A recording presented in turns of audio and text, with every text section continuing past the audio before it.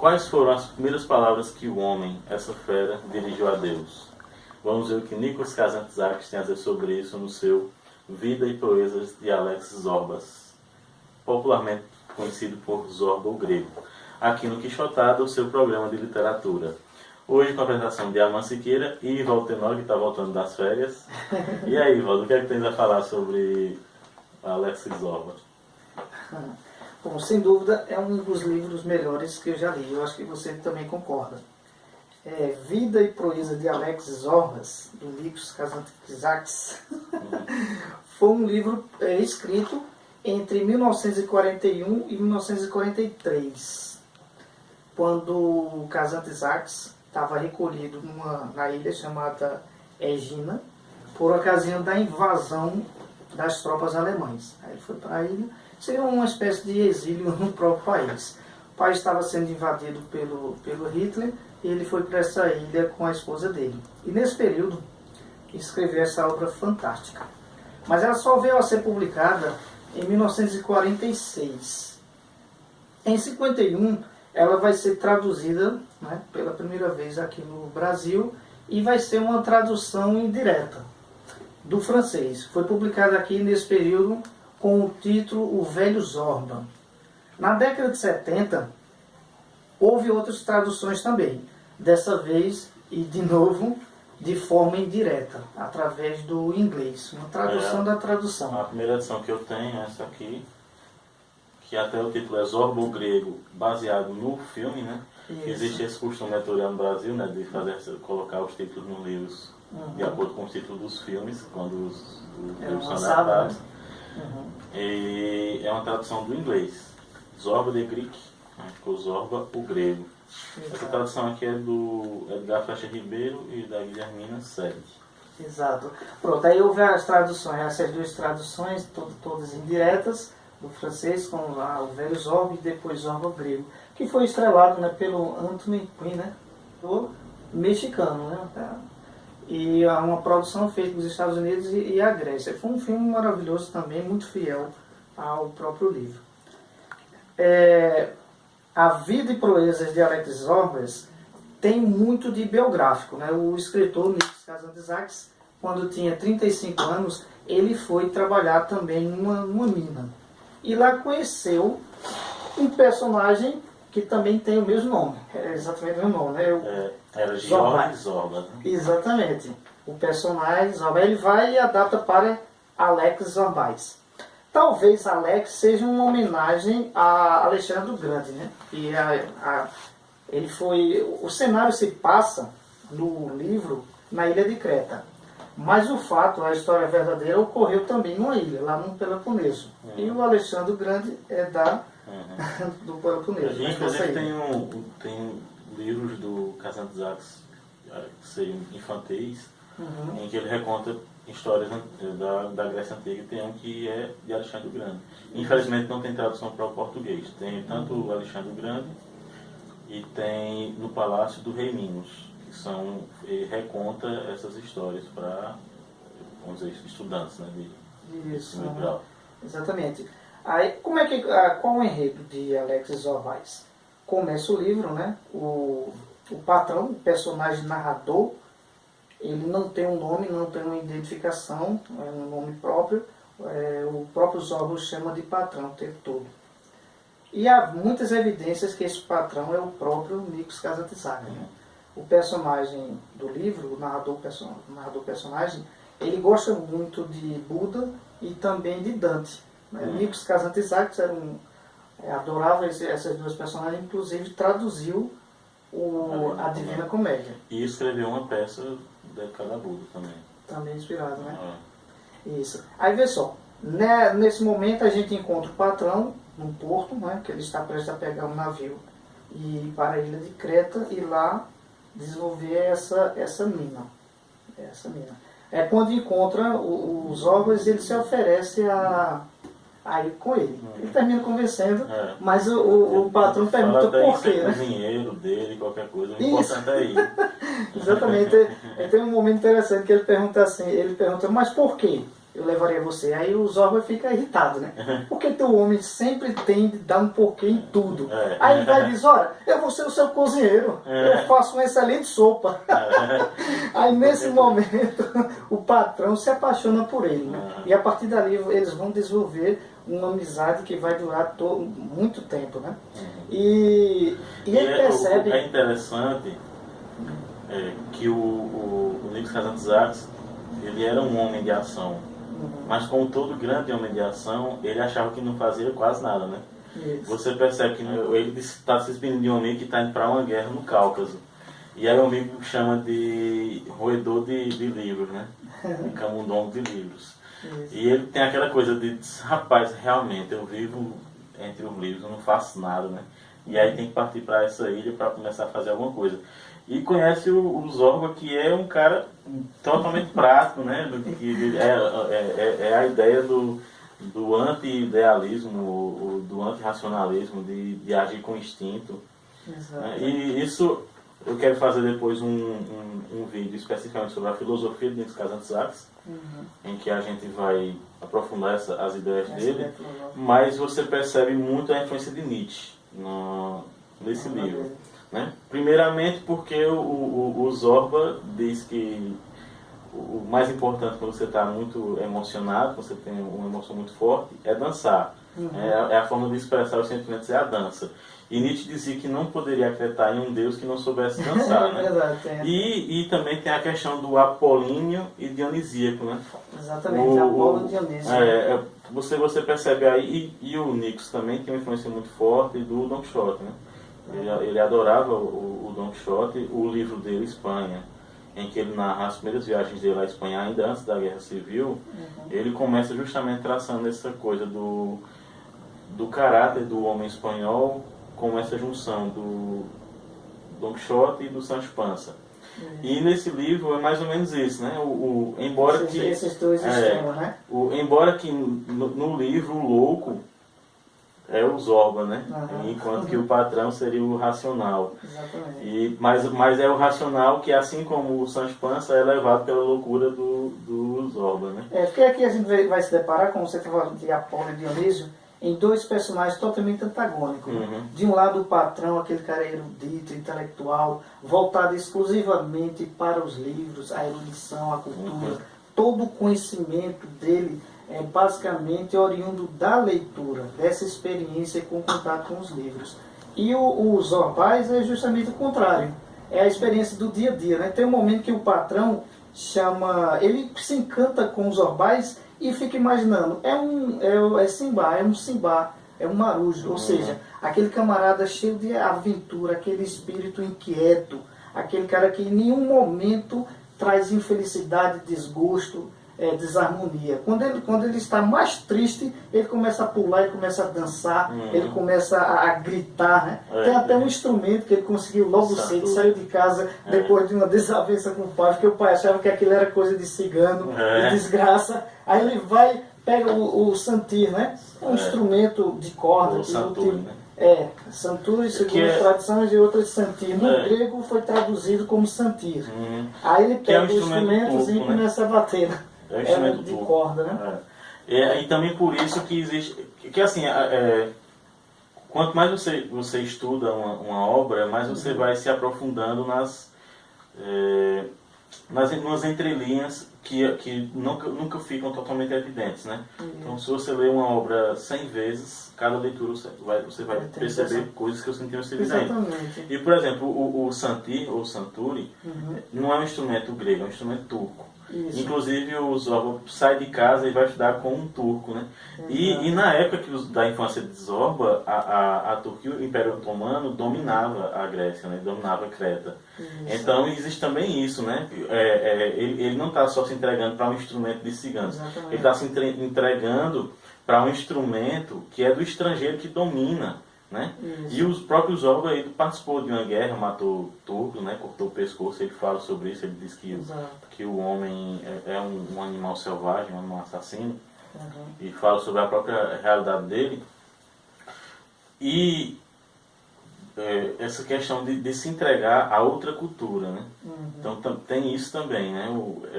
E ele se entrega de tal forma, e isso é que é impressionante nos Orbas, que tudo para ele é uma questão de entrega total, que é mais ou menos a filosofia do próprio Kazantzakis, né? O Kazantzakis, tudo que ele fazia era entrega total.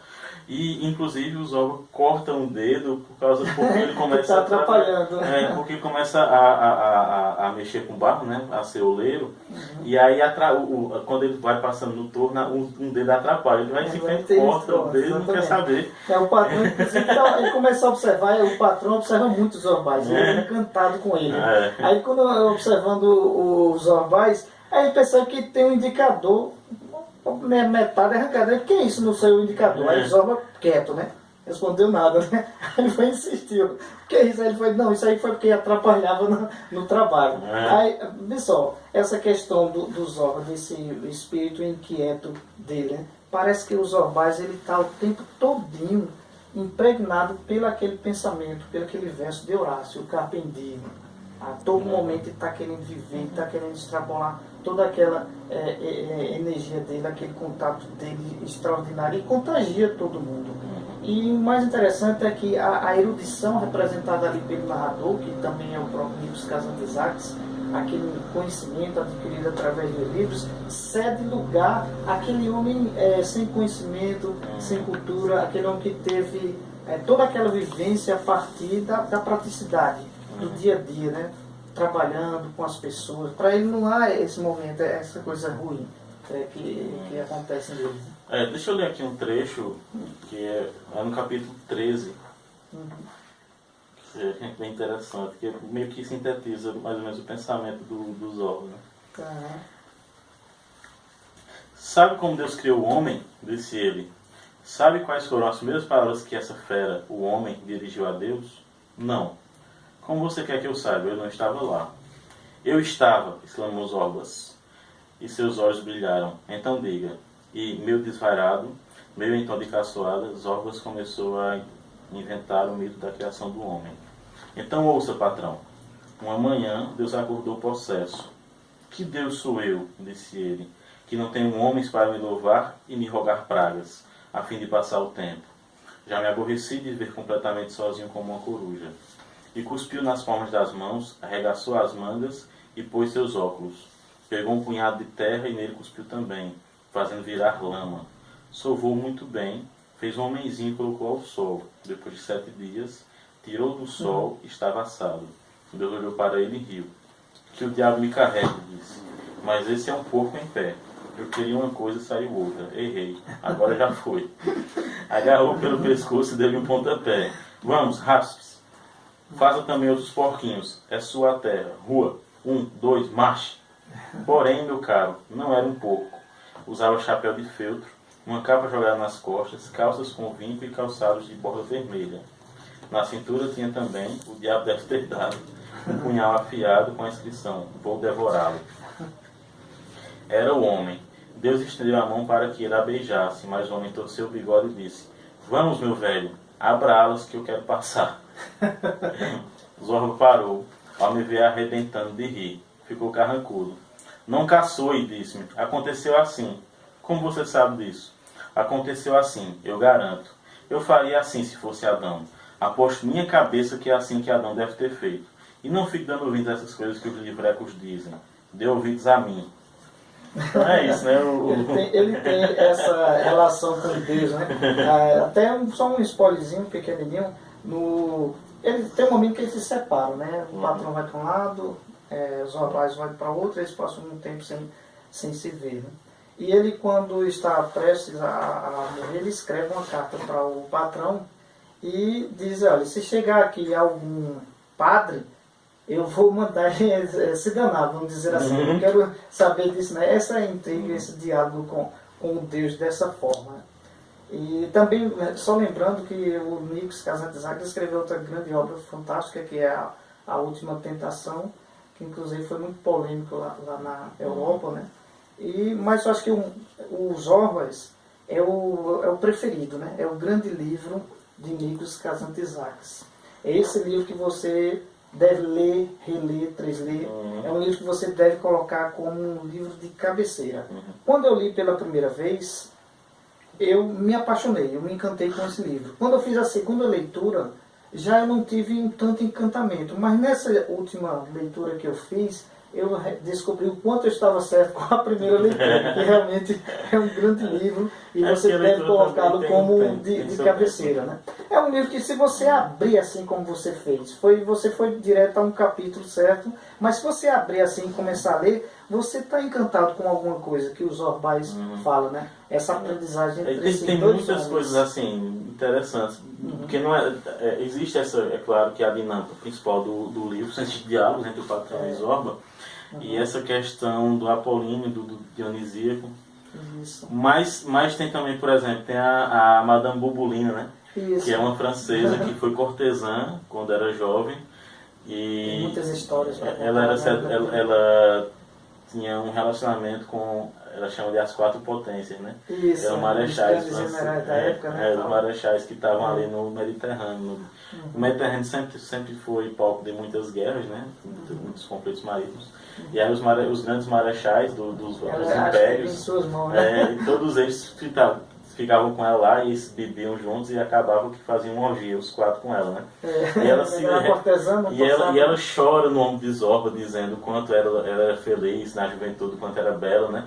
E o Zorba diz, minha linda, você continua sendo bela. E ele tem um caso com... Ele até chama carinhosamente de Bobolina, né? Uma coisa assim, né? E só essa questão Madame Hortense, né? Exato. Essa questão do Apolo e Dionísio, só para explicar um pouquinho para quem está nos assistindo, o Apolo é aquela figura perfeita, né, em todos os sentidos. E o Dionísio não. Remete ao racional, exatamente, ao solar. Racional, né? Exatamente. E o Dionísio justamente o contrário, né? A praticidade, até a bebedeira, né? E são esses dois personagens, que é, no caso, o patrão, representando ali o Apolo, e os Orbais representando o Dionísio. O vídeo é curto, é só sobre essa obra especificamente, então a gente... Valeria até mais que um vídeo, né? A gente vai ter que fazer um vídeo específico sobre a filosofia de Kazantzakis, né? Mas assim, o principal, o núcleo é o seguinte: ele era de Creta e ele acreditava que Creta era o eixo do qual o homem poderia salvar a Deus. E ele tem a César, né, que é os Salvadores de Deus, que é um ensaio dele de filosofia. Mas na cabeça de Kazantzakis, Deus é algo mutável, que se confunde com a própria natureza. Então ele está em constante luta consigo mesmo. E que o homem seria aquele que poderia redimir a Deus. E aí Creta seria esse eixo em que isso pode acontecer. Por quê? Porque Creta está ali entre África, Ásia e Europa. E Dionísio vem da Ásia, né? É um deus lunar, um deus da inspiração, da magia, enquanto que Apolo, que vem da Grécia, é o deus solar, da razão. Então você teria que unir essas duas coisas, né? Então, harmonizar, né? O patrão é aquele cara que está muito no Apolíneo, e que aí tem que absorver de Zorba o Dionisíaco. E aí fazer muito, né? Absorvendo. Agora você vê que não houve a reciprocidade, né? O patrão absorveu muito e é muito influenciado. E você vê cenas magníficas, cenas extraordinárias entre os dois, e uma influência muito grande dos Orbais em relação ao patrão, e não o contrário. E aí o Zorba num determinado período, ele pega o dinheiro do patrão para comprar alguns equipamentos para melhorar a mina, né? Que ele diz, não, a gente tem que melhorar essa mina para poder aumentar a produtividade. E ele vai gastar o dinheiro todinho e passa um monte de tempo longe, né? Ele não está nem preocupado com essas coisas. E aí lembrou do meu sogro, né? E aí o patrão manda uma carta para ele, volte logo, e a Bobulina fica doente também, né? Porque ele foi embora, né? Foi aquele desgraçado me abandonou, como é que pode dizer que me amava, não sei o que a gente ia casar. E aí quando ele chega ela tá doente, né? Mas eles fazem uma cerimônia como se fosse um casamento, só que ela morre.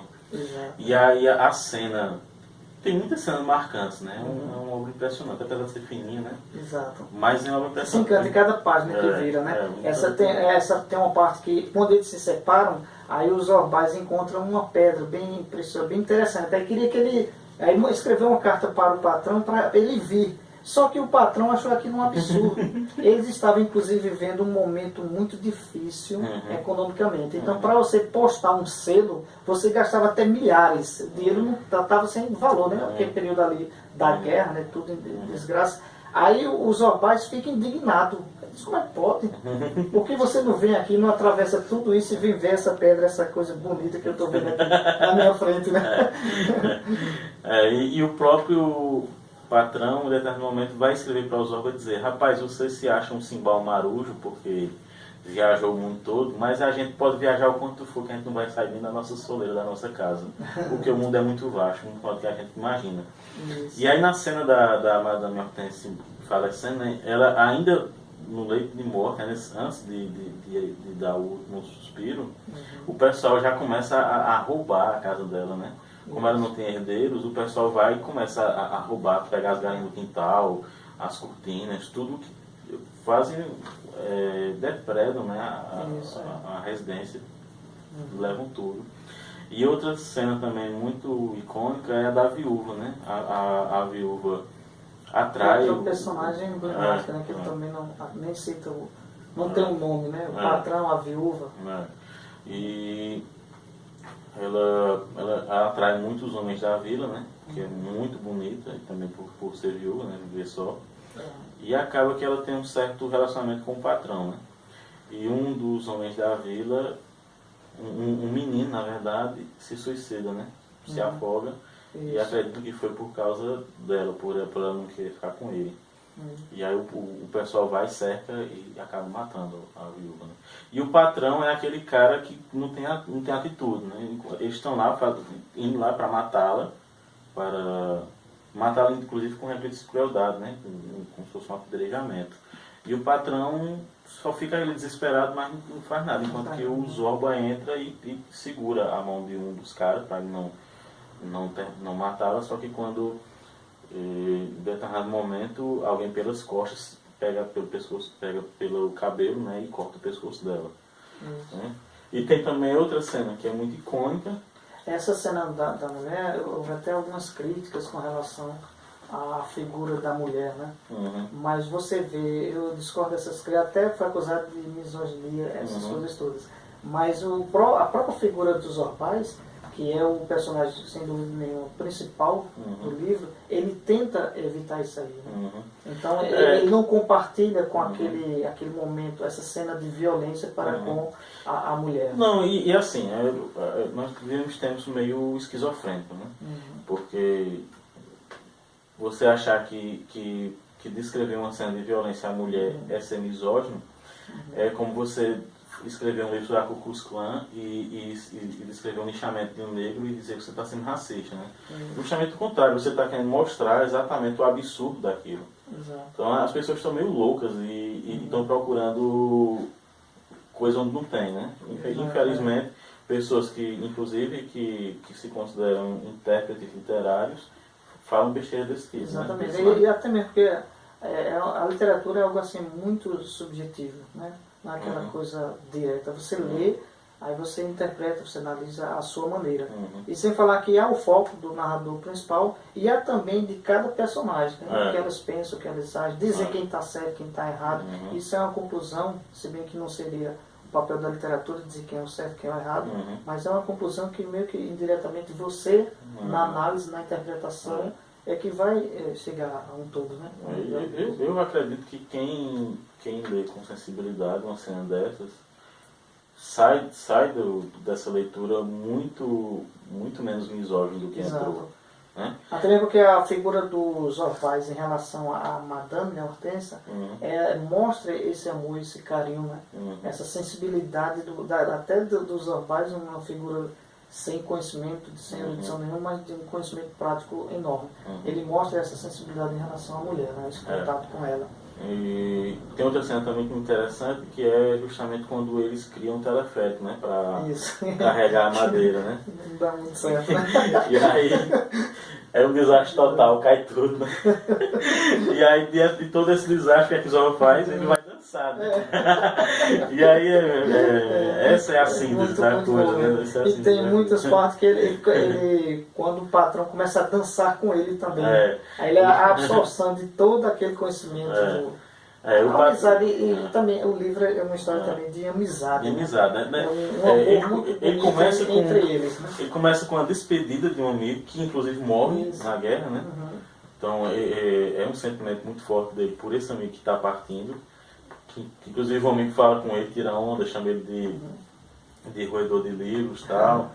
Enquanto que ele quase não consegue falar, né? Porque se ele for falar, ele vai cair em pranto, né? Porque o amigo está indo embora para... Né? E no testamento, né, vamos dizer que foi um pequeno testamento, quando ele escreve para o patrão, ele deixa o sentir para o patrão. Então, e tem esses dois amigos, e os dois amigos morrem, né? Um na guerra e os órgãos depois, ele parte, né? O patrão também, depois que a mina não dá mais certo, eles vão embora, vem de lá e parte também para as suas coisas, enquanto os órgãos partem para outra parte do mundo. E aí se despedem por cartas, né? Eles ficam se correspondendo e se despedem através de cartas. Mas esses dois amigos morrem, esses dois amigos são muito importantes, muito influentes na vida do patrão, né? E o mais interessante, apesar da literatura ser melhor que a realidade, é que o personagem existiu. A amizade do Nikos Kazantzakis com os Orbais existiu. Tanto é que ele teve o projeto de escrever o livro ainda em vida dos Orbais.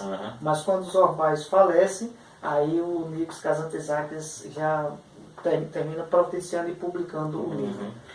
Ele mostra assim, muito triste, aquela coisa, porque ele realmente viveu muitos anos de amizade com os Orbais. E ele, assim, a obra dele, o que mais impressionante é isso, é que ela é praticamente toda autobiográfica. Né? Você vê essas coisas absurdas, assim, tipo o Toda Raba, que inclusive ele escreveu em francês, né, uma curiosidade, ele escrevia em grego, mas algum livro ele escreveu diretamente no francês. E o Toda Raba, que inclusive é um dos livros mais poéticos dele, ele narra uma peregrinação de várias pessoas, de vários povos para a União Soviética, né, como se a União Soviética fosse mudar o mundo, né, depois da Revolução Russa. Que ele também era socialista. Né? Depois ele revê isso, né, ele, quando o Stalin ascende, é mais ou menos como o George Orwell, né? Ele, depois da ascensão do Stalin, percebe que não vai dar certo aquilo ali, não. Vai descambar numa coisa monstruosa. Mas ele mostra no Toda Raba isso, né? E aí tem o Zorba, o grego, que é um personagem fantástico, e a história é fantástica. No Cristo Justificado tem uma cena em que ele vai descer para encontrar uma viúva também. E ele... criam várias crochas no rosto dele. E aquilo é uma coisa totalmente psicológica, é a culpa, né? O sentimento de culpa, de pecado que o Manolius tem. E o próprio Kazak passou por isso também em vida. Então você vê que são acontecimentos tão fantásticos, maravilhosos, estranhos, mas que todos ele próprio viveu, né? E transporta para o livro dele. Fica a nossa indicação, né? Sem dúvida nenhuma, um livro para ser lido e relido, ter como cabeceira. E também não esquecer de um outro grande livro que é a Última Tentação. De repente nós podemos até fazer, né? Falar sobre ele aqui. Eu quero criar uma playlist só de Kazantzakis, com todos os livros dele. Então, só lembrando que saiu quinta-feira o vídeo sobre a vida e a obra do Kazantzakis. Muita gente já assistiu, mas se você não assistiu ainda... É interessante até assistir primeiro, né? E lembre-se de... Os vídeos da gente sempre vão aos domingos ao ar, mas tem vídeos especiais que aparecem de vez em quando durante a semana. Então, para vocês não perderem esses vídeos extras, façam a inscrição no canal, acessem o sininho, né, que aí vai chegar a notificação para vocês na hora que sair o vídeo. E é uma coisa que a gente esquece muito de mandar se inscrever. Gente, é muito importante vocês se inscreverem, tá? Se inscreve que ajuda a gente a divulgar o trabalho. Pois é, a gente se vê no próximo Quixotada, seu programa de literatura.